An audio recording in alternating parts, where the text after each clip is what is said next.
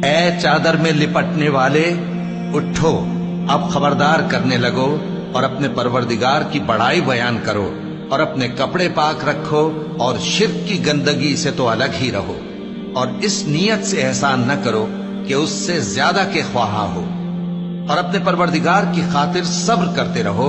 फिर जब सूर फूंका जाएगा तो वो दिन मुश्किल का दिन होगा, यानी काफिरों पर आसान न होगा।